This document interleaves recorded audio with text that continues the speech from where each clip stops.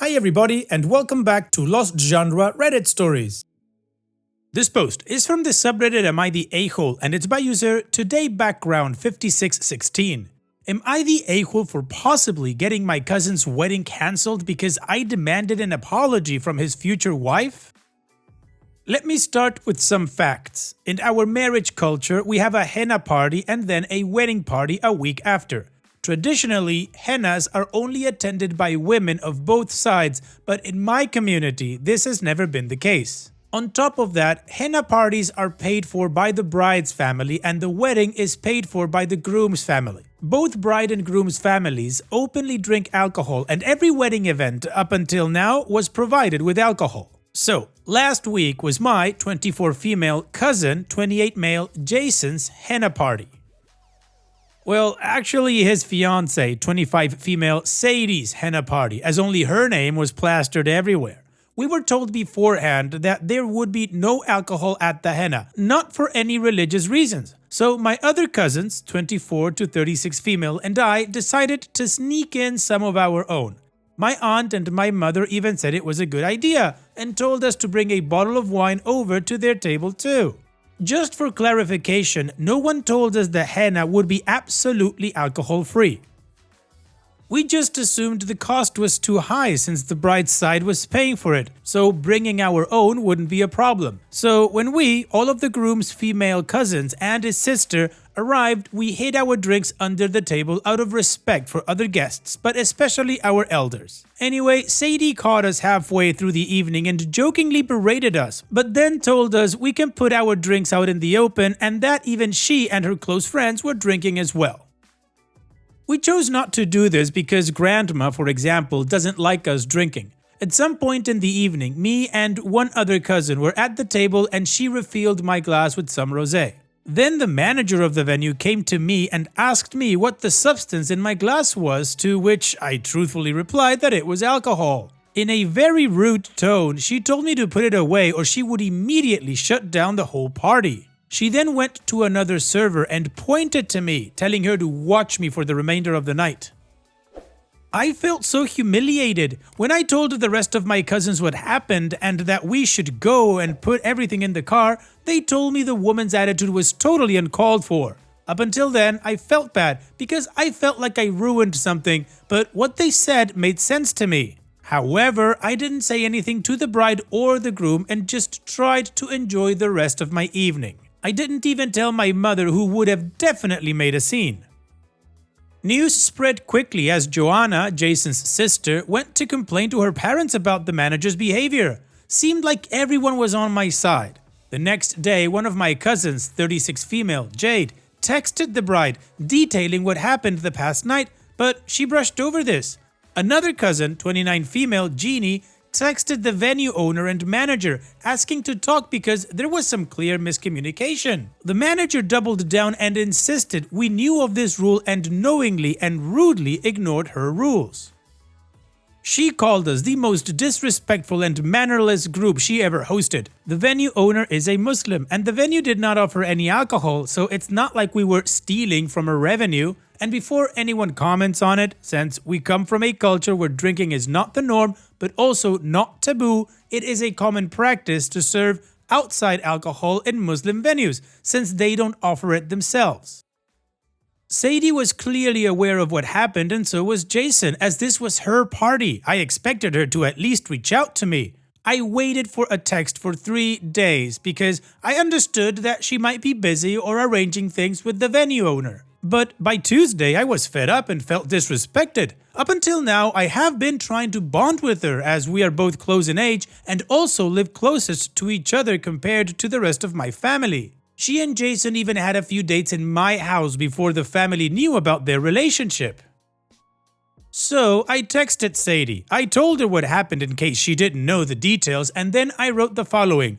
I don't blame you for what happened with that woman. You clearly didn't know either, but I felt horrible. I don't even expect an apology from you. The only thing I wanted is that you just ask how I was doing. It was your party. You were the hostess, so it was your responsibility to keep your guests happy.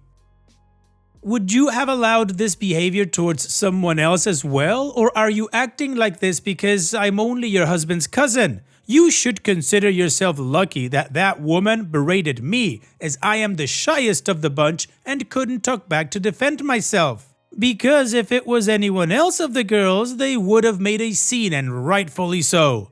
To be honest, I expected her to be apologetic, but much to my surprise, Sadie was quite offended. First, she told me she didn't know of this fiasco. I asked her not to lie, as I was with Jade in person when she texted Sadie the very next day informing her of what had happened. Then she said Jason, her husband, told her to wait and that he would ask me. To that I responded that she has agency of her own. If she really cared, she could have just texted. Eventually, she apologized and I thanked her. Then Jason texted me saying I should have come to him first. I told him he shouldn't try to convince me that anyone was gonna ask about me.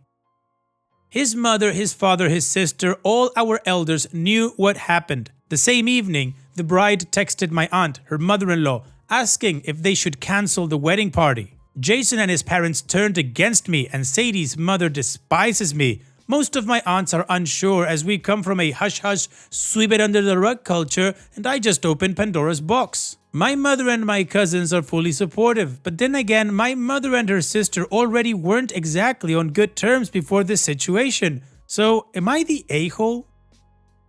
Yes, OP, you are the a-hole. You did something you weren't supposed to do, regardless of who else was doing it. You got caught, and instead of just quietly correcting the mistake, you stirred the pot after the event, dragging the bride into drama she didn't start. Then, instead of approaching her with grace or clarity, you sent a message loaded with guilt-tripping assumptions and veiled threats. That's not about feeling hurt, that's just about control. You wanted her to apologize.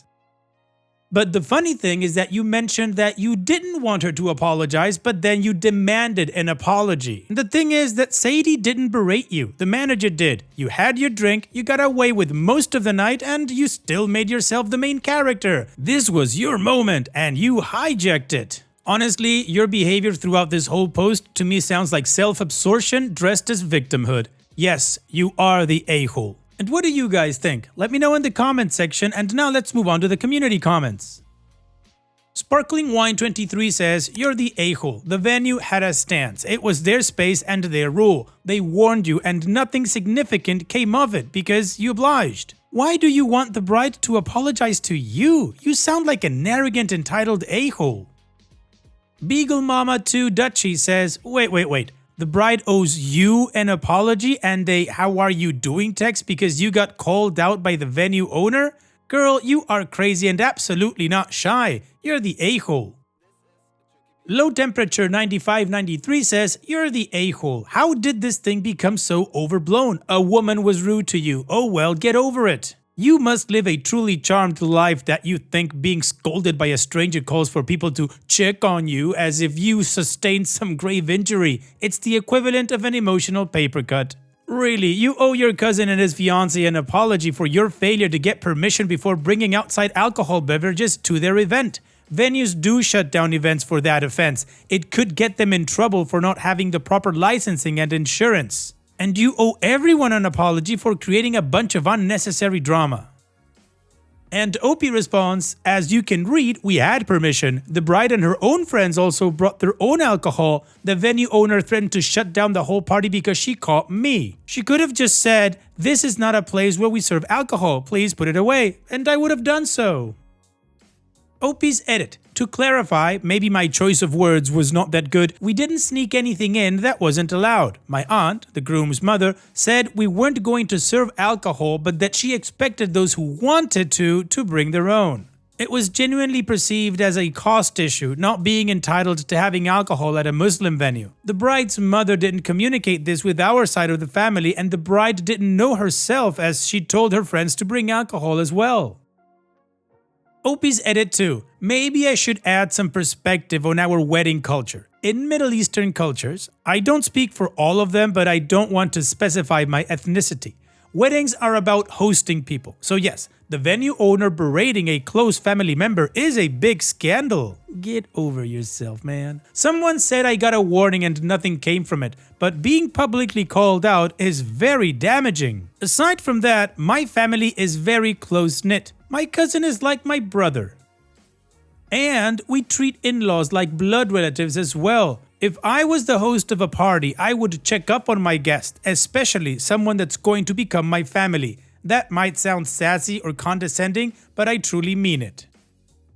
You mean it to sound sassy and condescending? Because good job. Anyways, the community agrees that OP is the a-hole, and apparently OP didn't like it because she just kept giving context that just made her look more like an a-hole. But of course we have an update, so let's move on with that to see how this story ends.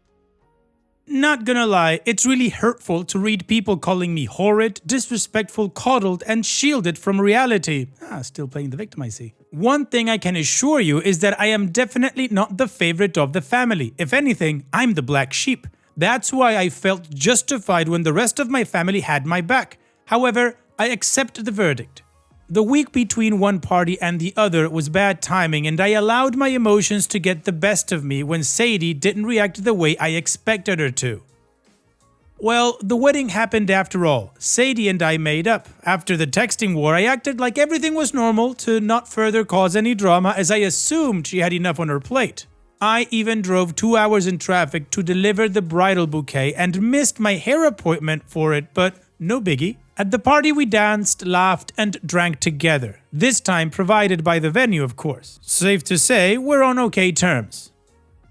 As for Sadie's mother though, she refused to greet me at the wedding. Tradition is that the parents of the couple greet people at the entrance of the venue. Is it tradition? She has an issue with me? Fine, fair mama bear. She refused to talk to Jason's parents at and after the wedding. They didn't do anything. They accommodated every one of Sadie's wants for this wedding. They even supported Sadie in the texting war. They went way over budget for the festivities. 80% was paid for by them.